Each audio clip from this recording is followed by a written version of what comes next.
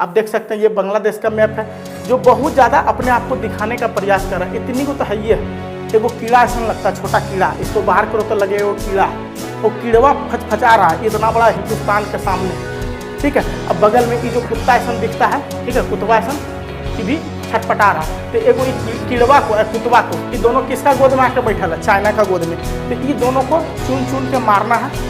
इधर से क्या करता है, पश्चिम बंगाल में हमला करवा रहा है, जितना हिंदू लोग उसको मार रहा है, इधर से पाकिस्तान वाला घुस के मार रहा है। तो दोनों को अब खैर नहीं है, बेटा दोनों संभल जा, दोनों हम ही लोग का औलाद है, तो औलाद है तो औलाद की तरह रहो। अगर बिगड़ता है तो सुधारने भी जानते हैं, क्योंकि औलाद पैदा करने जानते हैं तो उसको सुधार भी सकते हैं।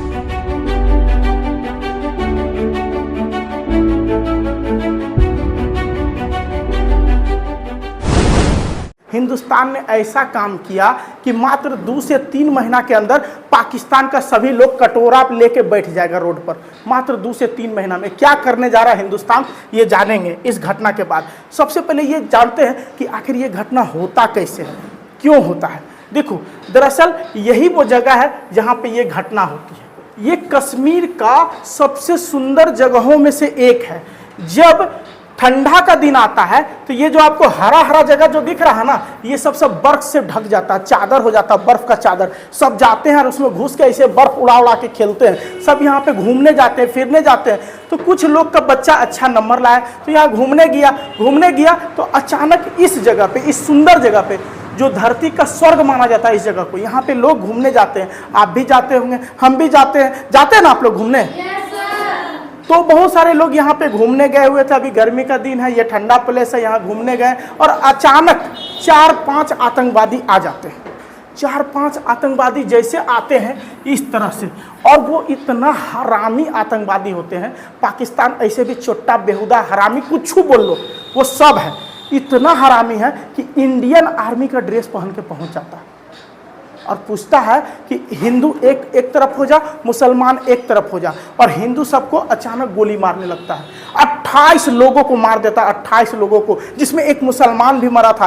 क्यों मरा आगे बताएंगे। इसमें एक छोटा बच्चा रहता है, उसका पिताजी को मार देता है।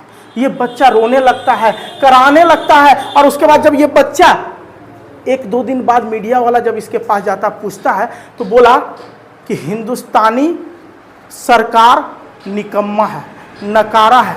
अगर सरकार चाहती तो उस दिन 28 लोगों की मौत नहीं होती। लगभग 1.5-2 घंटा तक गोलियां चलाते रहा। क्या कोई सैनिक वहां नहीं था हिंदुस्तान का? सब मर गया था क्या? कोई सरकार वहां नहीं थी क्या? सब सरकार खत्म हो गया था जो लगभग 2 घंटा तक गोलियां चलाया और कोई सरकार नहीं आया। इस बच्चा से पूछा गया सरकार तुम्हारी मदद नहीं की? तो ये लड़का पता है क्या बोला? ये लड़का ऐसा चीज बोला कि हिंदुस्तान के प्रत्येक गवर्नमेंट का, चाहे वो पक्ष में हो, विपक्ष में हो, बीजेपी का हो, कांग्रेस का हो, आरजेडी का हो, किसी का भी हो, पूरे हिंदुस्तान का कोई भी नेता, आंख खोल दिया सभी नेता का। ये छोटा सा बच्चा पता है क्या बोला? हिंदुस्तान में सरकार कहाँ है, हिंदुस्तान में सेना कहाँ है? अगर सेना रहता तो 2 घंटा तक हम लोग कराहते रहे, चिल्लाते रहे, लेकिन एक आदमी बचाने नहीं आया। हालांकि हिंदुस्तान का आर्मी उतना कमजोर नहीं है, लेकिन गवर्नमेंट उसको कमजोर बना दिया। कैसे, आगे चर्चा करते हैं। देखो, यही कुछ महिलाएं करा रही थी, चिल्ला रही थी, उसका पति को गोली मार दिया महिला का। तो महिला बोलती थी हमको भी मार दो। तो पता है क्या बोलता था आतंकवादी? तुमको नहीं मारेंगे, तुम जाओ मोदी को बोल देना जो तुम्हारा सरकार है कि हिंदू को इसी तरह चुन चुन के मारेंगे आज से। अब पता नहीं हिंदू घूमने कहीं जा पाएंगे कि नहीं, देश में कहीं सुरक्षित है कि नहीं, बहुत बड़ा सवाल है। उसके बाद पता है जब ये घटना हो जाता है तो आतंकवादी भाग जाता है, तो कुछ सैनिक आता वहाँ पे, और उसके बाद उसको बचाने के लिए जैसे पहुँचता है तो ये लोग घबरा जाती, बोलती हमको मत मारो, हमको मत मारो, डरने लगती ये महिला सब सैनिक को देख के। बोलता है हम इंडियन आर्मी है, फिर भी सबको विश्वास नहीं होता कि आप इंडियन आर्मी नहीं है, क्योंकि वो लोग किस ड्रेस में आया था? इंडियन आर्मी का। तो वो लोग डर रहा था कि ये लोग आतंकवादी नहीं। फिर समझाया कि हम इंडियन आर्मी है, तब जाके ये बात मानी और उसके बाद सारा घटना बताई।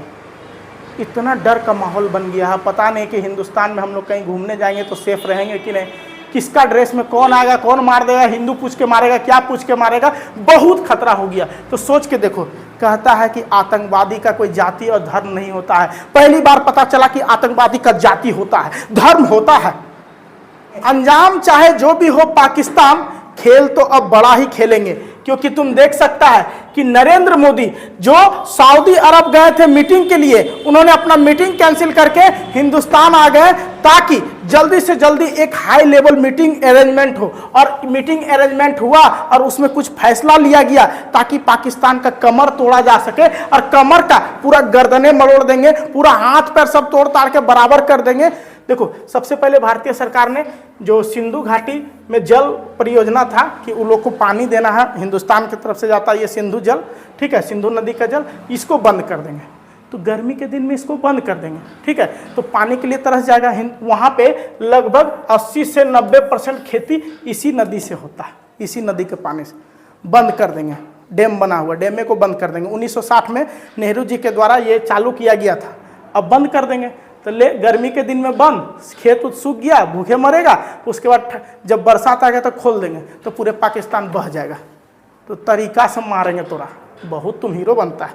उसके बाद दूसरा जो डिसीजन लिया, तो बॉर्डर पे जो है वो एक दूसरे से जो खेल कूद होता था, अमृतसर बॉर्डर पे, बाघा बॉर्डर पे, वो सब बंद कर दिया। अब हिंदुस्तान पाकिस्तान से कोई मतलब नहीं। तीसरा, जो दोनों के बीच में जितना समझौता था, दोस्ती होने वाला, सब बंद कर दिया गया है और पूरे बॉर्डर को सील कर दिया गया है। और अब युद्ध का भी बारी आ सकता है, और अगर आता है तो कौन जीतेगा ये देखेंगे। लेकिन सबसे पहले ये जो डैम है ये देख लो, इसी से पाकिस्तान में पानी जाता है। ये डैम का सब दरवाजा बंद करवा देंगे गर्मी के दिन में, और जब लबालबी भर जाएगा तो खुलवा देंगे, पूरा पाकिस्तान बह जाएगा।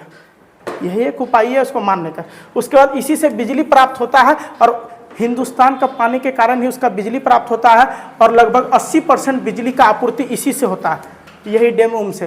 और ये सब बंद करवा देंगे तो अंधेरा में मर जाएगा सब बेहुदा, सब कुत्ता, सब वो लोग, ठीक है। उसके बाद बहुत सारा प्रोजेक्ट हम लोग के वजह से चलता है, हम लोग के पानी के वजह से, फैक्ट्री वगैरह, लाहौर, इस्लामाबाद, रावलपिंडी, जो उसके बड़े बड़े शहर है ना, वो सब खत्म हो जाएगा। उसका जितना फैक्ट्री है सब बिजली से न चलता है, बिजली का कनेक्शन काट देंगे, उसका पूरी तरीके से उसको बर्बाद करेंगे।